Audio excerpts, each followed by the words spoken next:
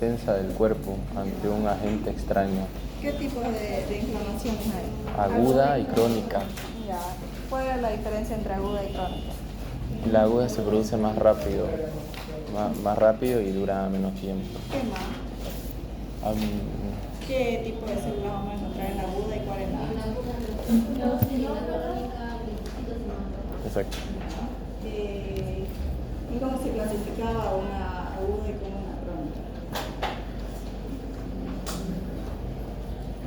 La aguda según su contenido eran 3 tipos. Purulenta ¿Y la crónica? Granulomatosa y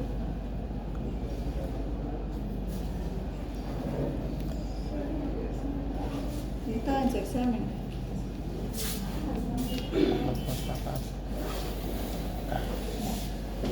Ahora vamos a ver qué es reparación celular. ¿Qué entendemos por reparación? Ali. es la reconstrucción o el restablecimiento del tejido. Se va a reconstruir, se va a restablecer un tejido, un órgano que está dañado.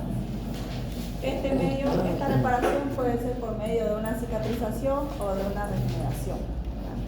Aquí tenemos un tejido normal y aquí con una lesión leve. Como ven aquí arriba no está totalmente deshecho el tejido, queda rastro.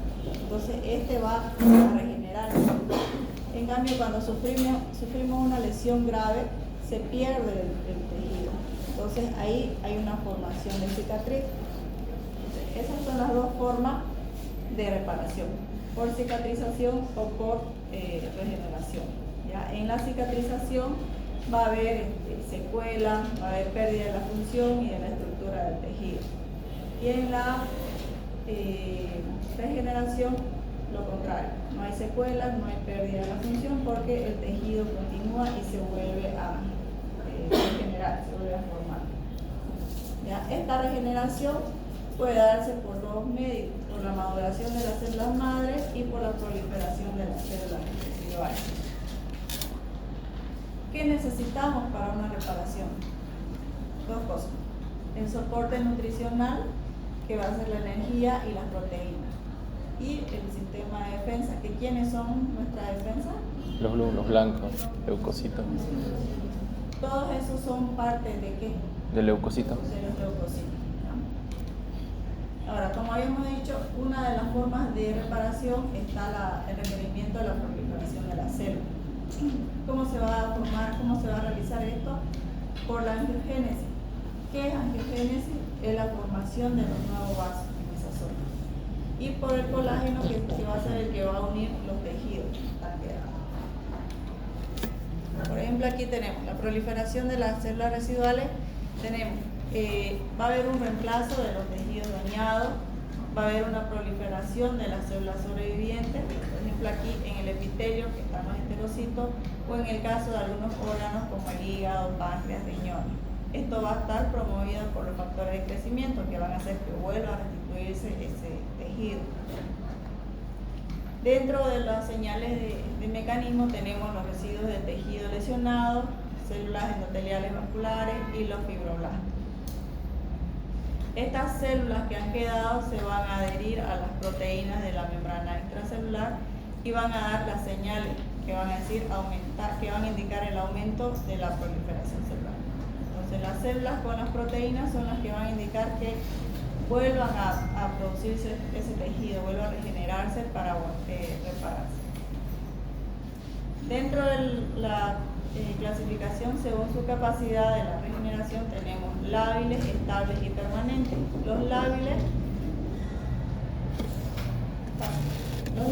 son los que tienen la capacidad de regenerarse en toda la vida. Por ejemplo, en la piel, si nos causamos alguna cortadura, algún araño, esa lesión se repara, se vuelve a regenerar. Ese es el caso de la piel. En el caso de los estables, son los que necesitan algún estímulo para hacerlo. Como habíamos visto en el ejemplo de cuando hay un trasplante de hígado, sacamos una porción del óvulo y este se vuelve a regenerar. ¿Qué se llamaba ese proceso? Metaplasia. No. Traumada, la metaplasia. ¿De la angiogénesis? ¿Qué cosa? ¿Angiogénesis? No, estoy hablando de las etapas de adaptación. Estaba dentro de uno de esos procesos de adaptación el ejemplo del hígado, que volvía a crecer. Hiperplasia, porque vuelve a regenerar, vuelven a aumentar la cantidad de células para que el órgano vuelva a su tamaño. En esos casos es una regeneración, ¿ya? Porque necesita un estímulo para que vuelva a regenerar. Y los permanentes son aquellos que nacemos con eso y aquellos que se mueren ya no vuelven a ser reemplazables, con el caso de las neuronas. ¿Ya? Como habíamos visto en el proceso de inflamación, los macrófagos son muy importantes. Tenían dos vías de actuar los macrófagos. ¿Se acuerdan cuáles eran? ¿Qué hacía la M1? ¿Qué acción tenía ahí el macrófago en la M1? Fagocitar. Fagocitar, una acción bactericida. Y en el M2, de reparación. Como estamos viendo acá. Entonces, este macrófago va, reconoce al agente, lo encapsula, lo fagocita y luego va y regenera el tejido. Como habíamos visto, por su capacidad de reparación se clasifica entonces en lábiles, estables o permanentes. ¿Ya? El tejido residual que está intacto se realiza un restablecimiento tisular normal y el tejido dañado se va a regenerar de forma incompleta, como vimos en la primera imagen del tejido dañado por una lesión leve o una lesión grave. La maduración de las células madre, que era el otro proceso de reparación, las células madre se activan cuando hay una lesión, se produce la proliferación de las células maduras y vuelven a aumentar los tejidos que están dañados. ¿Ya? La reparación por regeneración. Cuando este tejido no se puede regenerar por sí solo, se forma la cicatriz. ¿Cómo se realiza la cicatriz? Por medio de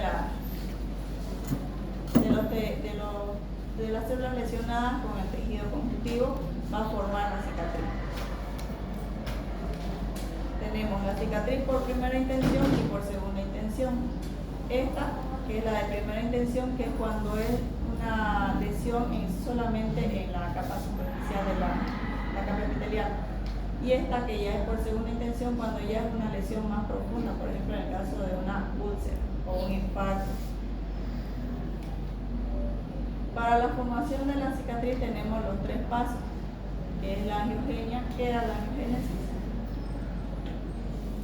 ¿Qué habíamos dicho que era? Angiogénesis. Formación de nuevos vasos. La formación de los nuevos vasos.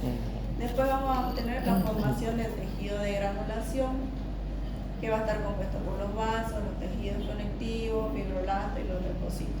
Y la remodelación del tejido conjuntivo, ¿ya? Donde ya se va a terminar de formar todos los tejidos que había perdido.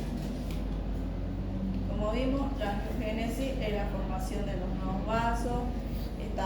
Estos vasos son permeables, el factor de crecimiento va a regular esta angiogénesis y en parte la causa del edema puede persistir en las heridas. En la formación del tejido de granulación es la migración y proliferación de los fibroblastos en el tejido conjuntivo y la remodelación del tejido conjuntivo para terminar de formar la cicatriz.